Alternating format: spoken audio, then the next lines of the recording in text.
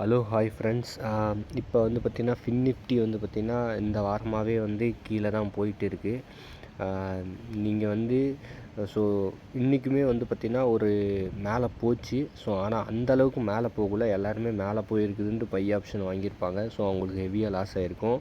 So market அது வந்து பார்த்திங்கன்னா நல்லா வந்து பார்த்திங்கன்னா கீழே போயிடுச்சு. ஒரு நல்ல ரிட்டர்ன்ஸ் வந்து பார்த்திங்கன்னா உங்களுக்கு கிடைக்கும். நீங்கள் பொறுமையாகவும் நிதானமாகவும் உங்கள் என்ட்ரியை ப்ளேஸ் பண்ணி நீங்கள் ப்ராஃபிட் மேக் பண்ணிக்காங்க. ஆனால் என்ட்ரி லெவல் வந்து பார்த்திங்கன்னா கண்டிப்பாக பொறுமையாகவும் நிதானமாகவும் பாருங்கள்.